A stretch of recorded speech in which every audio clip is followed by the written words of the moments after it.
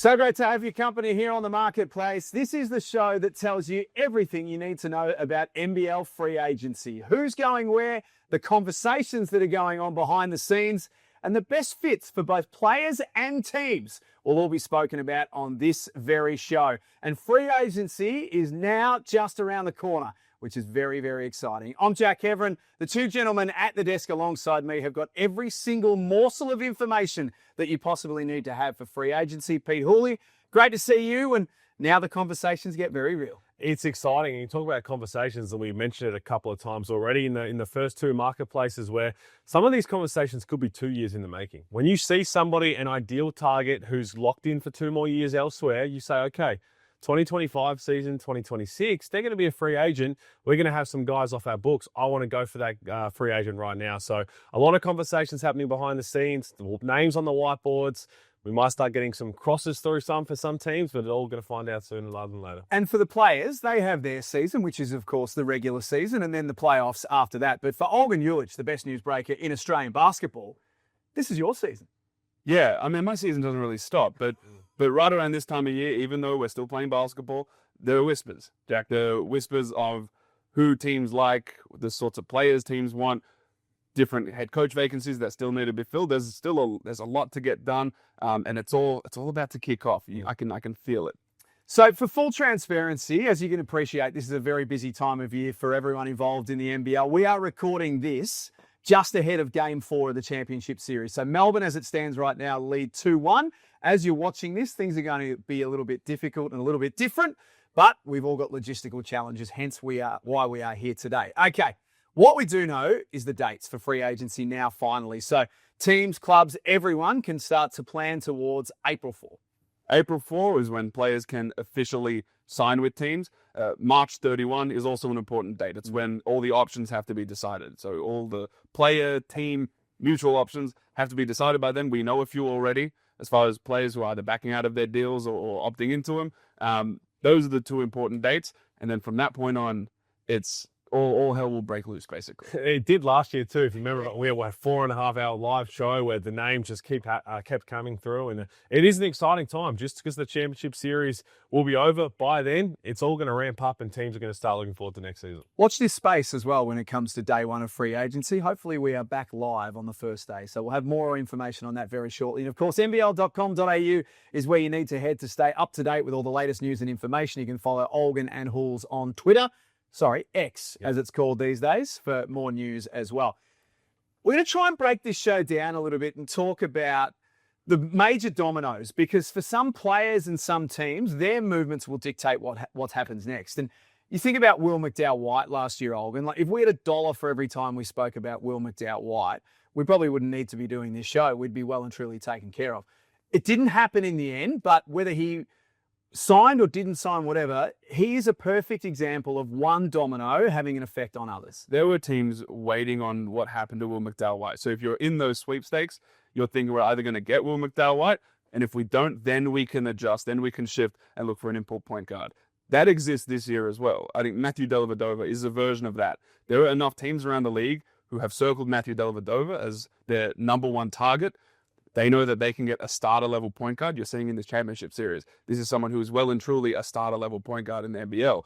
And if they get him, awesome. If they don't get him, then they can shift their focus. But Delly seems to be the McDowell-White of this free agency. Yeah, he really does. I mean, you hear whispers and you hear some potential links of where he could really suit other teams. And obviously Melbourne, the way he's been playing right now, we'll be having the conversation as we want to roll it back with Delly as well. So he does, as you said, he seems like that main domino, and then other teams, if you don't get him, what's your backup choice? Do you start to say we need more impact players then on the wing, or just get a guy a little bit less equivalent in that point guard spot? There's a lot to play out. So we'll get to Dellavedova shortly. We'll get to Melbourne and their conundrum as well. But we've broken this all down, and we feel like starting with the Perth Wildcats is the best way to get this thing going today on Marketplace. And Christian Doolittle's signature is not only a big one, Olgun, but the fact that it's a 3-year deal. We don't see this too often from imports in this league, signing multi-year deals. And we're seeing right now how valuable it is to have guys who can provide impact in this time of year. And that's what Christian Doolittle did. He was someone who was extremely effective for the Wildcats come the playoffs. And that's the guy you want to lock into a 3-year deal. Now, there were other teams around the league who are ready to show interest. I'm told Melbourne United and the Sydney Kings were very, very prepared to enter that conversation. But it felt like Christian Doolittle was comfortable in Perth. They put a good number in front of him.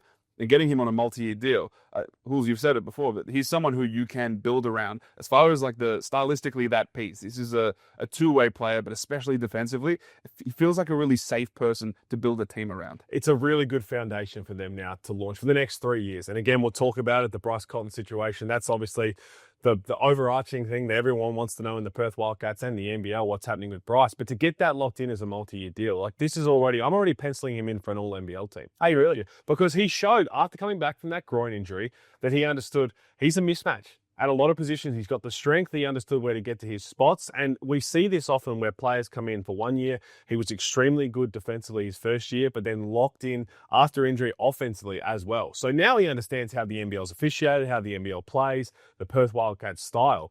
And he's going to be a force to be reckoned with. And they get to go out there now and piece pieces around that. Now, if it's Bryce, it's Bryce. But if it's not, which we'll talk about, they're still in a very good spot getting Doolittle for 3 years. And it's such a hard position to fill, Olgun, as well. I mean, history shows in this league, doesn't it, that if you've got a guy, and Doolittle can go between the 3 and 4, but if you've got a really good 4 guy, it generally goes a long way. And even more than that, a lot of teams are looking at Doolittle and thinking, this is someone who can play up to the 5. Yeah. And so when you think of United, who I'm told were ready to show interest, you think of Jack White and Christian Doolittle on the floor at the same time. The Sydney Kings, you think of Xavier Cooks and Christian Doolittle on the floor at the same time. We're seeing teams go small these days. There are some anomalies, but it seems like more teams are ready to go small. And I want to give a lot of credit to Christian Doolittle and his people for making sure that they use this playoff bump to get him a deal that I think was requisite to his talent, because he was extremely valuable during the playoff run especially. I guess the only question, Pete, that some Wildcats fans may have, and you've sort of already answered it, in the event that Bryce Cotton doesn't come back, which we'll get to in a moment, is Christian Doolittle the franchise player for the Perth Wildcats? Is he that good? Well, I think he's the foundational piece. So I think he can be, and he's going to be super important to their success. But again, if Bryce Cotton doesn't come back, you're going to have enough salary cap freed up to be able to go and make a massive splash in the market, whether that's some even bigger import names or a big marquee local. So we'll get to it at some point, but it's not the be-all, end-all if Bryce Cotton doesn't re-sign. And Doolittle is extremely talented. He's a floor riser. That's the key. Think of Xavier Cooks in Sydney. He's someone who has their floor at a certain point, but the play and the effectiveness of that point guard, of that ball carrier, is the thing that lifts the ceiling. So that'll be the thing to watch with Perth. Their floor is high because of Doolittle. So we can see the contract status of Perth on screen right now. There's not much to talk about there, to be honest. You add Christian Doolittle. Ethan Almanza is there for contract purposes only at this stage, and Dante Russo-Nance. The rest are out. Dylan Windler's probably the first name outside of Cotton that you jump to. Peter, I know from the moment he was signed, you were a major fan of his. Did you see enough to warrant him coming back? For sure. I think once he was healthy, especially, I thought he showed exactly what he can do in this league. And a lot of that is, you talk about guys being mismatches, but his length, especially his wingspan, that's very unique. But another one who understood his offensive game. And don't get me wrong, coming into a new league that you don't understand and playing alongside Bryce Cotton, you've got to pick your spots. And I thought he did that terrifically well. And he was so important. I know the Wildcats are very interested in keeping him and retaining him. But from what I've heard from some other clubs, they're keeping an eye on Dylan Windler as well. He seems like a really good NBL fit for the next few years, as long as he stays healthy. And that's why I'm interested that if he doesn't end up in Perth, I wouldn't be surprised if he stays in the NBL still. Yeah, Dylan Windler, if you can compare him to Christian Doolittle from last season, where Doolittle came in, and the expectation was that he'd be like a connector. But then the talent is obviously there. So his offensive game grew from there. He had more juice offensively. And so you can see Dylan Windler being that sort of guy where this season he was a connector for the most part, and he had his moments here and there. You think of game 2 of that semi-final series against Melbourne.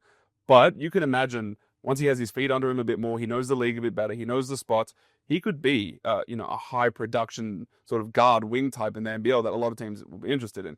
Perth does want to bring him back. They are interested in that. As of now, I don't believe there's a contract in front of him. Feels like a lot of waiting and seeing with Bryce before they really determine who else they bring in. Christian Doolittle was different just because, like you said, he's foundational. But they want to bring him back. But like Pete said, other teams are interested, especially in that play style. Couple of quick hitters on Perth before we get to the big story. Todd Withers, you're hearing there's a little bit of interest in him. Spent some time around the Wildcats this year as a replacement player. So Todd Withers is another one who you sort of compare him to what Dylan Windler did this year. Someone who can guard multiple positions and who can hit the 3 ball. And there are teams around the NBL who are interested in him. A lot of teams see him as a potential third import type. They see him at that level. And from the bits we saw of him this season, he's probably at that level. We saw it in Adelaide a few years ago, but he's shown that. So there are teams around the league who are interested in Todd Withers. And then Keanu Pinder, I think if we go off social media, Pete, and some of the correspondence going back and forth, he seems GAWN. Yeah, it seems like he's just destined for a change of scenery, which is not a bad thing. Tried to go home to Perth. It didn't probably work out to the level individually that he wanted. Had a lot of success, some big games, some big moments. But I think from what we know, sitting back watching him play since he went to Cairns in the last probably 4 or 5 years, he's capable of a lot more individually. Where that is, I'm not sure. I know there's some NBL teams that are interested, but he just seemed like he could also get a very big payday from some Asian leagues. Yeah, all of the intel suggests that Keanu Pinder is more than likely not returning. Ty Webster is more than likely not returning. And then on the flip side, Jesse Wagstaff, I'm told, is far down the line on a new contract. Yep. So is more than likely that he returns to the Perth Wildcats. And then Elijah Pepper, there's a team option there. There's an expectation that they pick that up. He showed enough glimpses over the course of the season. And then Ben Henschel's a bit of an unknown. His future will be in the hands of others, of course, from an NBA perspective. Let's talk Bryce.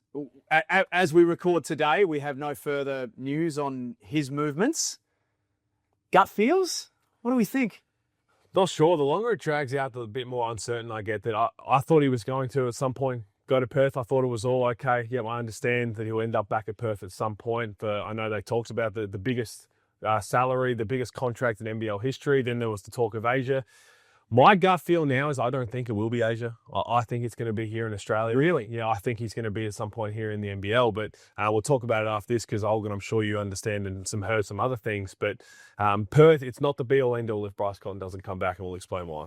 Yeah, so right now the Perth Wildcats are sort of exuding confidence that they will retain Bryce. I don't want to say that's completely misguided. Is it a public front? No, even privately, they're exuding this confidence. I still think that's probably a bit optimistic at this point. I agree that from what I heard, I've heard recently that Bryce has softened on the prospect of returning to Perth. It almost seemed like it was a foregone conclusion at the start of the season. I feel like, from what I understand, he has softened that stance a little bit. Asia still remains a high possibility, right? We must put that out there. He's currently in Puerto Rico. He very well could be in Japan.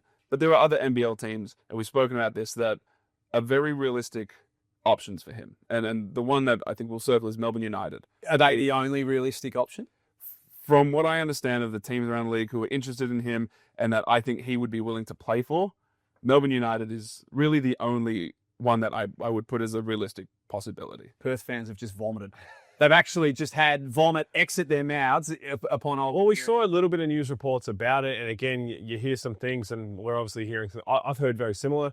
And it makes sense when you kind of break it down. It would look super weird. It would be very interesting to see him in a Melbourne United jersey. But as Olgun said, there are obviously the Japan thing is still real, just because I think it might not eventuate. There's still so much to play out. But again, right now for the Perth Wildcats, the only issue they have is time.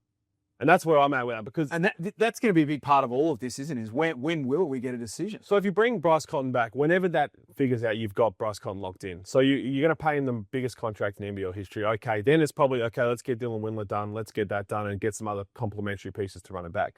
Let's go down the path of if Bryce Cotton doesn't come back. And you're probably around the numbers a bit more so than anyone else. So if Bryce Cotton doesn't come back, it's approximately how much they've got off the books.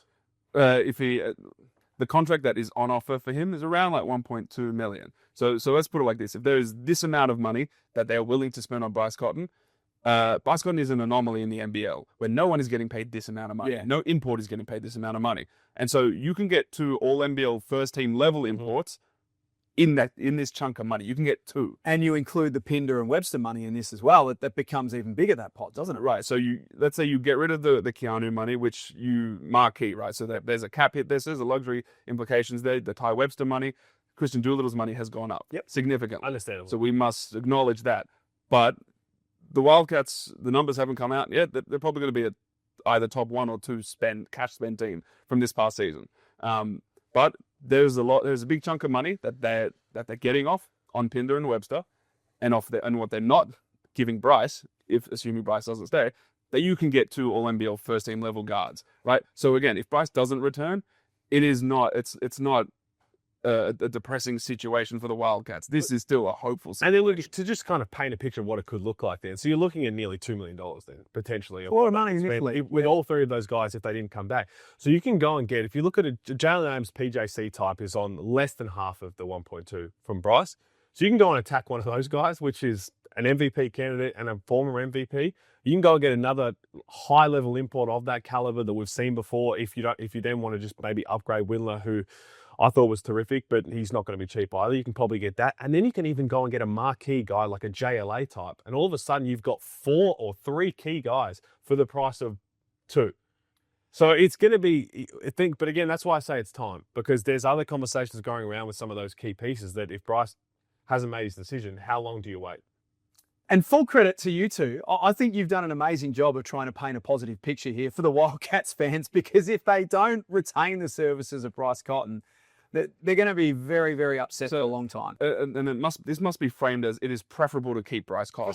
For sure. Yeah. Preference is always to keep Bryce Cotton. Yeah. But if you lose Bryce Cotton, it's not the end of the world for the Perth Wildcats. There is still a really positive avenue that this team can go down because of how much money you're saving. So that's the Wildcats situation. I think you can see there that the boys have explained it really well, how they are a major domino as a team. Mm-hmm.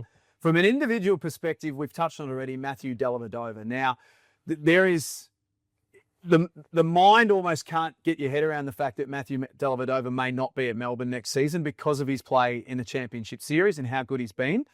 But he's attracting a lot of interest, Olgun, from other teams, and you can understand why. Yeah, and look, Melbourne is one of those teams that their preference is to bring him back as well.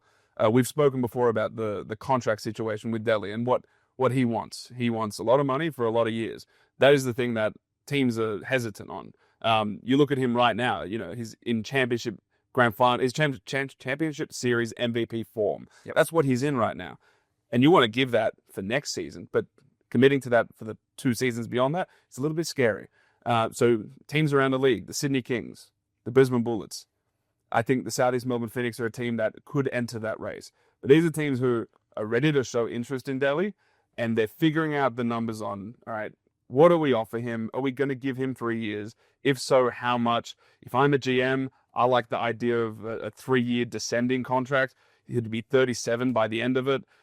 Giving what he wants now to a 37-year-old is a really tough ask for a team. But there are a lot of teams around the league who are looking at that and thinking, look at the way he's running this offense. We want him to be our floor general. Halls, Delhi. I think if anyone was a safe bet to still keep their body in unbelievable shape at the end of that contract, it probably is Delhi. Well, he does, because he wants to make the 2028 Olympics too. So he's going to be doing everything. He'll be 68 by then. He's the ultimate professional. But those 2 teams in particular that aren't Melbourne are the ones that are fascinating. Because for the Brisbane Bullets, you can understand, okay, well, this is going to be a piece that we still need. We're still working on our culture. We're still building it in the right direction. You're laying then a foundation for the next 3 years of professionalism. Everyone who comes in is now going to understand the standard that Matthew Dellavedova would set. Yes, on court's one thing, but also off court. So that makes sense.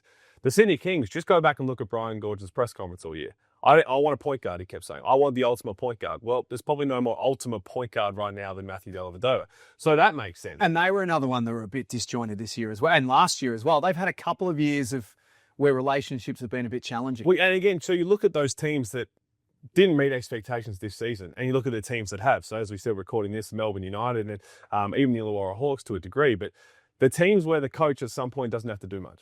When it's a crunch time or at the big plays or things happen where you just say, I fully trust the people we have out there, led by Matthew Dellavedova and Chris Goulding, of course, but you've been there, you've done it long enough where I'm hands off. It's a luxury to have, and that's why teams are going to be interested in him. If he goes to Sydney, which you can see on screen right now, and again, we are just purely speculating at this stage, but if he goes to Sydney based on the contract situation that they already have and how many they've got under contract next season, Olgun, I mean, they're in unbelievable shape, aren't they? It doesn't guarantee a championship, but they are in unbelievable shape. And particularly because if they do get someone like Delhi, that's another marqueable contract. And so there is financial flexibility elsewhere because they're able to marquee so many of your key guys. And that's something that Perth doesn't have the ability to do.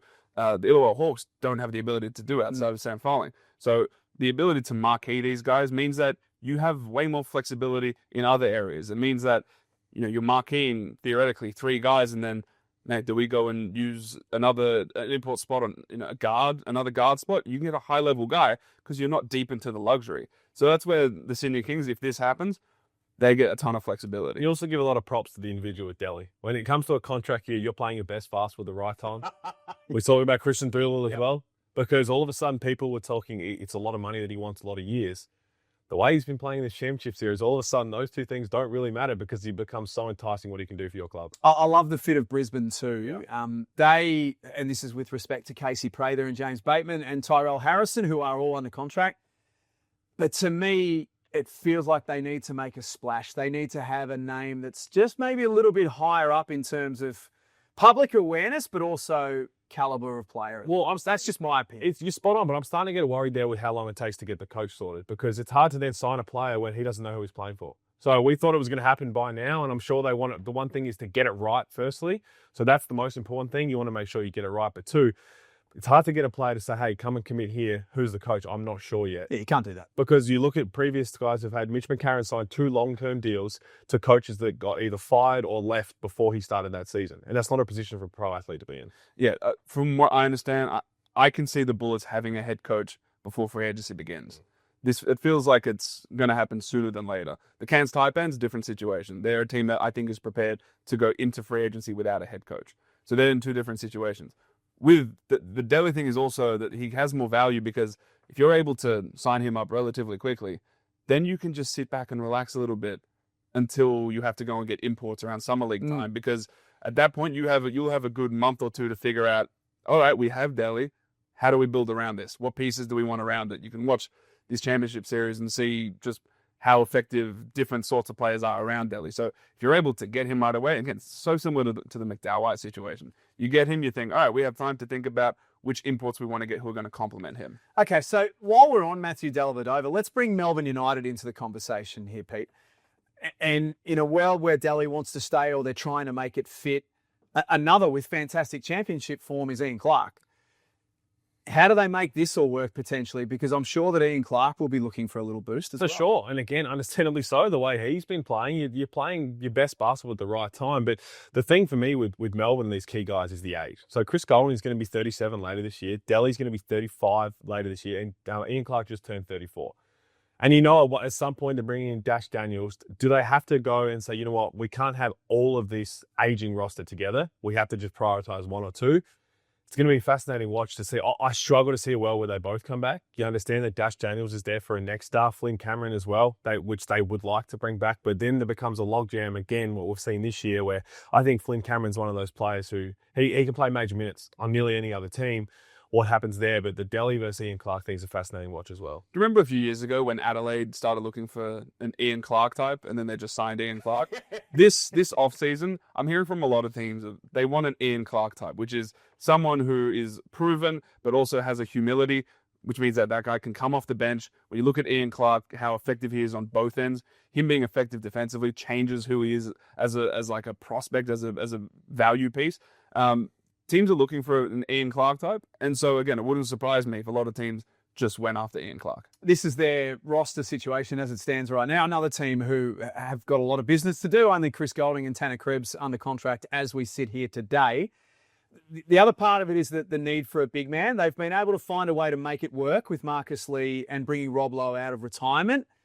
Is that sustainable, or do we think that they will be looking for someone a little bit higher up? I think they'll be looking for that more of an impact presence. But again, a lot of that is the domino effect too. If they keep Delhi, if they're going to go down the path of, okay, we can keep Delhi and Ian Clark, then the money side of it's probably not going to be there for an impact guy. I would envision they're going to go down probably the more impact, like the JLA type. And I would talk about JLA, but someone who's going to come in and really be a dominant force down low, and probably someone a little younger as well.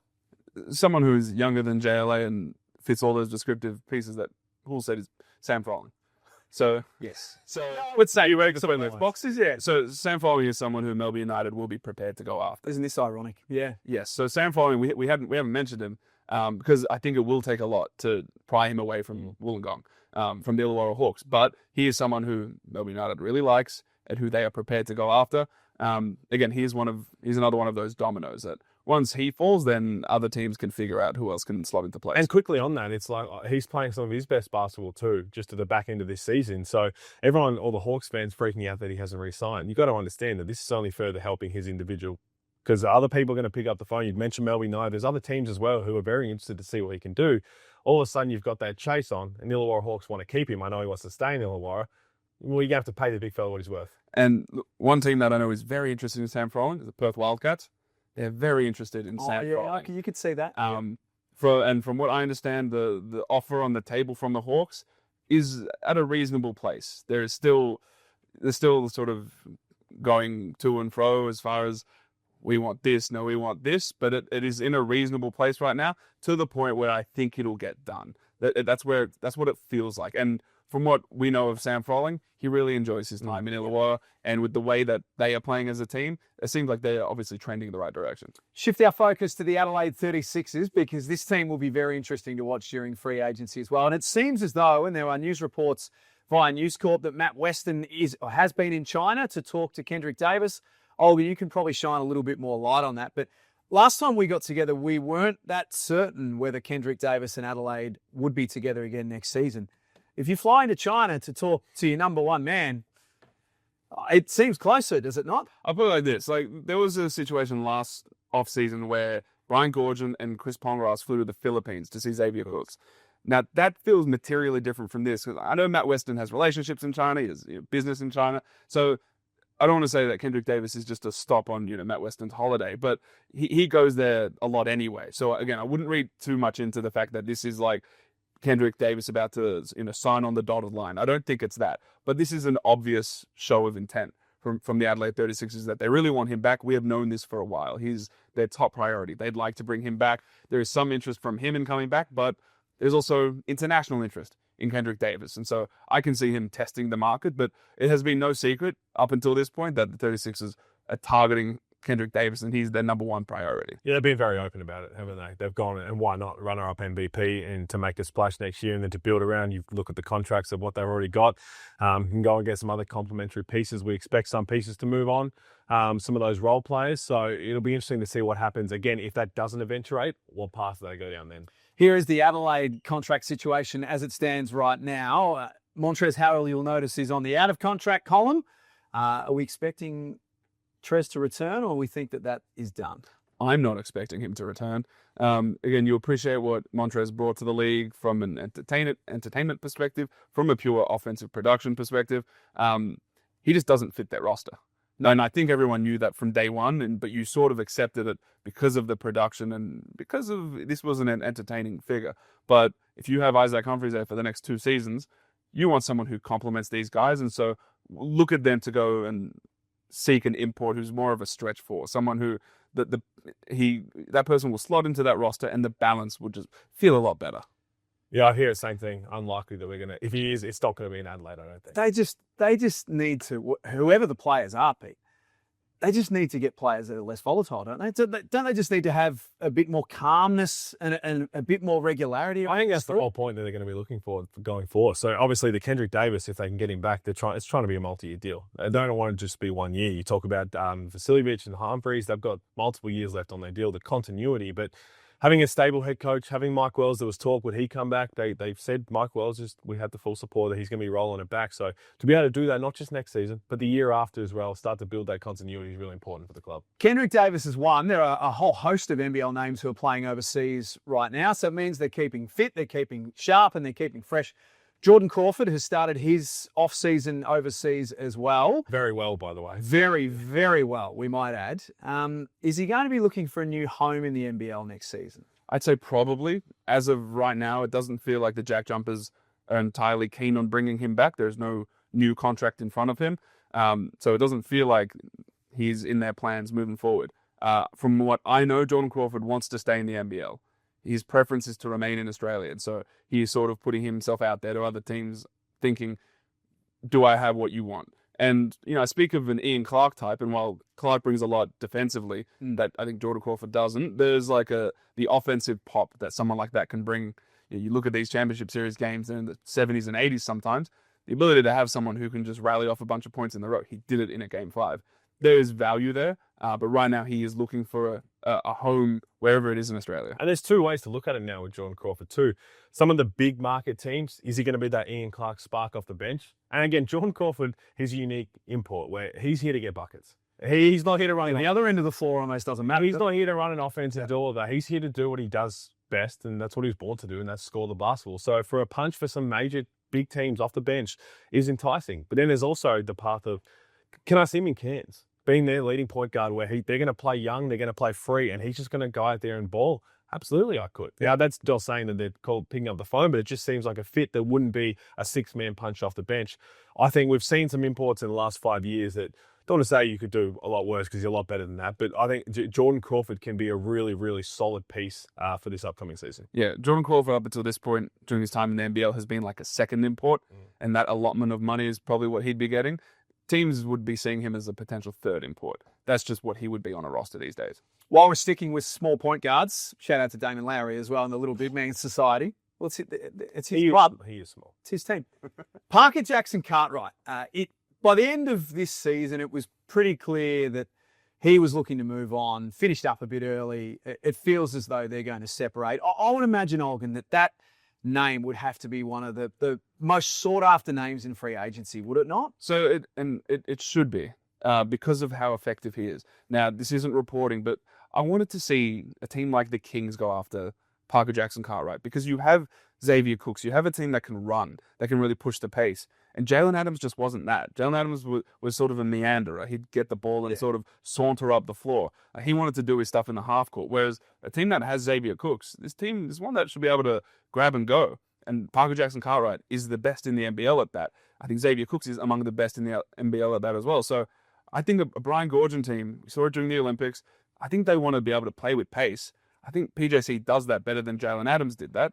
So that's the sort of guy that I'd like to see them go after, if assuming Dell is off the table. A lot of the noise quieted down recently, but going back a couple of weeks ago, maybe even a month ago, I was hearing that his people in PJC were making calls around the league to come back and land somewhere else. Now, do we see him go back to New Zealand? Very unlikely. But it also seems, again, talking to other clubs, they are very interested to see what PJC could bring to them, but it's a fascinating watch because I'm not sure what's translated since that, but he's another one you could see land in the NBL somewhere else. If you were Parker Jackson Cartwright and you had your choice, and it sounds like he will have a few options to consider, where would you want to play next season? Oh, well, it's tough. Again, I'm waiting for the domino to fall, but if you pair him in the backcourt with Bryce Cotton, I know they're going to be small, but they're going to be fun to watch. Get up and down the court, the Brisbane Bullets, you mentioned the Sydney Kings, all those kind of places seem like good fits. I know Trey Kell, if he didn't go back to the Illawarra Hawks, he'd look great in the Illawarra Hawks the way they play. So he looked good in green, I think. I could see him playing on a Josh King. Well, there's a lot of places there that you can make the case for. So I think that PJC, don't want to put hope with everybody, but we know what kind of character he is, and we'd love to see him back in the league. Josh King, that's a great shout. Because one thing I remember Josh King saying in a press conference is, I hate half-court basketball. He says he hates it. And who is the best at grabbing and going as a point guard is Parker Jackson Cartwright. He is one of those unique players, though, who you need to be able to pair with someone who can, pick up the slack from a size perspective. Pairing him with Tyler Harvey, with Bryce Cotton, that feels a bit icky defensively. When you look at some of the teams in the playoffs, you need to be effective defensively. As long as there's some insurance defensively there, and from a size perspective, then I think you can be okay. And it doesn't seem like they're going to be bringing Derek Wallen Jr. back. So then you're going to have that seems free best up there. So if you say hypothetically again, we're just speculating, you get the PJC done there, and if Dylan Windler doesn't go back to Perth, if they decide to go, he seems like a Josh King type of guy as well. So all of a sudden you got some size there, the insurance defensively. This is why it's a beautiful time, because you can just kind of put all these little puzzle pieces around and see what sticks. One puzzle piece that is now out in the middle of the board is Josh Bannon. He's opted not to take up his player option with the Brisbane Bullets. The rumour from quite a few weeks out has been that Josh Bannon is right in the crosshairs of Tasmania as we are here today. Do you believe that to still be the case? I believe that is still the case. They are a natural fit for him. They like him a lot. From what I understand, he likes them a lot. A team like Melbourne is one that may swoop in as show some interest. They were the team that I think everyone thought that he would go to before he went to the Brisbane Bullets. But the JackJumpers feel like that team that just has like a natural sort of landing spot for him. And so it feels like that's where he will ultimately end up, though there is still water to go under that bridge. Yeah, I'm hearing the same thing. Obviously, it just seems like that style, the way they play down there would really suit him. But similar little thing with Melbourne, where everyone thought he was going to land in Melbourne after college. And then now Melbourne have a decision to make with Kyle Bowen in that backup spot. And I think they've probably proven this year that Kyle Bowen's a nice little piece for them to build off in the future as well. So do you get rid of Kyle Bowen to bring in a Josh Bannon, or do you want to keep running it back with Kyle Bowen? If Josh Bannon's already thinking Tasmania is where I want to be at, you might just let it go. And this that would change things for the JackJumpers, who historically we've seen them go after, those bruising fours. If they go to bruising four as a local, they were the number 10 offense this season. They need some offensive production, some juice offensively.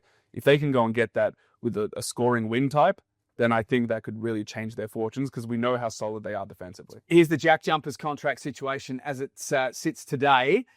Will Magnay and Josh Bannon next to each other. Do you have any concerns about durability with both of them together, considering the challenges that they've had? I think as long as your backups are okay, you can get through with understanding what they can be at, healthy, and really making a good run at it. Some other pieces, as you said, is going to be crucial to see what they put around. Fully expect, I'm not sure what you've heard, but Milne Doyle, he just seems like he's part of the furniture in Tasmania. But again, Jordon Crawford doesn't look like he'll be back. So they'll be in a very good position. And you're right, if you get the locals of that, then you can really go, and maybe it is a backup for import, because you could get back Doyle. I assume they're probably going to run Sean McDonald in the starting point guard. So you get a high impact 2 or 3 to go with Milne Doyle. And then that 4-man can be a versatile import as well. All of a sudden, the champions from last season are looking pretty good. Yeah, and then from a durability standpoint, you appreciate that they have missed a lot of time. The most recent injuries, we saw a broken hand from Josh Bannon, and a broken toe for Will Magnay. These are sort of like weird impact things. Yes, they've had legitimate injury concerns with different knee things, etc. But I think there's a level of trust that they should be okay to withstand a 28 or however many games we're going to play season. Good news for the JackJumpers fans. They'll be happy to hear that. This is the fun part of the show now. We just get to spread our wings a little bit and have a look at some names that aren't part of the league right now, but are very familiar to all of us. And could they come back, and where could they fit? Let's start with Joe Lual-Acuil, because, and we spoke about this a lot last season on Marketplace, the need for a really good local big. It's almost the most important commodity in this league if you can land one. For sure. And again, when he came back from Asia, I was under the assumption that if he was going to play anywhere, it was going to be Melbourne. Now, I'm not sure whether that's changed, but what could change that is a phone call with some nice enticing. And again, we keep going back to Perth as the dominoes, but if Bryce Cotton doesn't come back, there's a marquee level number there that you can get JLA to come across and to pair alongside Christian Doolittle. And all of a sudden, you've got some other pieces there to work. You talk about the Sydney Kings. Doesn't look like they'll be running him back with Cam Oliver. You pair him with Xavier Cooks. So there might be enough to do to entice him. I know he wanted to stay in Melbourne at some point, but if he does want to play in the NBL, that could be elsewhere, because the money will be there for him. Yeah, I'm told that he's open-minded to a return to the NBL for next season. A lot of teams are already committed to that 5 spot. You look around, Adelaide, Tasmania, Brisbane, assuming the Illinois Hawks get Froling done. A lot of teams have their 5-man set. The teams that don't, you look at Melbourne, and obviously he has played there a lot. He's won a championship there, so that is like a natural fit, assuming he wants to come back and assuming they want to pay him. The Wildcats as well. They're just, when it comes to bigs, there just aren't many landing spots. Sydney's an interesting one, because it does feel like they might need some insurance at that spot, but I don't think they're going to go and get a high money big. It feels like their money will probably be committed to those guard spots instead. Yeah, I'm just trying to run the mat. It does feel like it's a Melbourne and Perth type situation, really. Well, you only throw Perth out there for what could be. Yeah, and even if Bryce Cotton does come, we talk about the marquee number that Keanu Pinder was on. That might be enough to get him across as well, because Keanu Pinder was rightly rewarded with a contract after the play in Cairns. So the fact that he's open to it, again, it was probably hard to get him away from Melbourne, but money talks. Let's stay with the bigs in that case. We know Alan Williams will see this show because he watches everything that's going on here in the NBL. He's up to date with everything on social media. He watches all the games. Shout out to you, Source. Could he come back? And where? If he does, I think it'll be a later signing in the free agency period when other teams' pieces have fallen around. And again, I spoke to him last year when he was open to coming back. I know he welcomed his first child with his partner as well. He was open, he wants to win a championship. And he loved his time in Australia. So not to say that he's a starting level big man, but if that happened to be a potential backup to start with, if he was open to that, to then changing to getting into fighting for minutes to start at a big market team, maybe. But I would selfishly love to see him back. He was obviously a great character, a no-fuss player who just went about his work. Yeah, the way teams look at this is, all right, we like Alan Williams from an offensive perspective, from a rebounding perspective. How do we cover him defensively? That's what a lot of teams are thinking. So I look at Melbourne and, potential big opening there. Is he a Dean Vickerman guy? That's the question. On paper, I don't think so. But do you feel like you have the insurance around him to cover him defensively? Because, again, you watch these championship series and how sort of grindy it gets. Would it be really nice to have just someone who you can throw the ball into, who gets you more possessions, second chance points? There's a ton of value there, but he's really unique. You do have to figure out what you put around it. But there's the fascinating thing when you bring up Melbourne for that instance. Because if you say, we're going to go down the Alan Williams path, but we're going to bring Marcus Lee back too, because they're two contrasting players. And again, so in the clutch moments, hey, we're going to roll out Marcus Lee, we need defensively. But the same thing, hey, we're grinding it out. You roll it to him, he's a bucket down low. So there's contrasting options there where you can have two guys. They kind of did it with JLA and Hook Porty. One's a defensive player, one's an offensive player. You split it down the middle of 20 minutes, and then throw up the clutch. You could see that happening for sure, because there was interest at some point, and we'll see what happens. That's the other thing. In the same way that we speak about Jordon Crawford as someone who has sort of taken a level down as far as, is he import 1, 2, or 3? It's probably what Alan Williams would be as well. I don't think teams would see him as their first import, or maybe even their second import. You look at him and you think, if we can get, he might play 25 minutes one game, he could play 14 minutes the next game. And if he's willing to do that for whatever money he'd get offered, then you can see him as a fit on a bunch of different teams. But I think it would have to take that sort of backward step from a role perspective for us to see him back here. The other substantial name before we finish off this edition, and again, we are crystal balling here. We are just throwing names out there to see what could work. Hard to ignore Mitch Creek's numbers playing in Turkey right now. Now, you can have your own views on the standard compared to the NBL or whatnot, but he's putting up big numbers. He's always super fit, and he knows the league back to front. And I think it would be fair to say that he would entertain the idea of coming back to Australia. Where could he go? Well, that's the latest I've heard as well. Yeah, he's obviously keen to be back in Australia. And again, you look at what he's got left in the tank. He's got plenty of years left, and a high-level guy. He's not going to be cheap too, because he has been playing so well. But you could make a case for a bunch of teams. Yeah. So Mitch Creek is playing in the second division in Turkey. This is important to note. So he's putting up big numbers, but we also know what Mitch Creek is. At his best, he's a top 5 player in the NBL. I don't think he'd go to Adelaide, but it feels like that's the sort of player they're going after. That a 4-man who is super adequate defensively and can stretch the floor. Yep. And we've seen over the past few seasons that Mitch Creek shooting the basketball is a very real thing. So if they can bring in a player like that, again, I don't think the history between Mitch Creek and the Adelaide 36ers is conducive to him going there. However, that is the sort of player I think they're looking for. So again, if you can find a spot for Mitch Creek, you find a spot for Mitch Creek. He's an obviously proven, demonstrable, effective player in the NBL.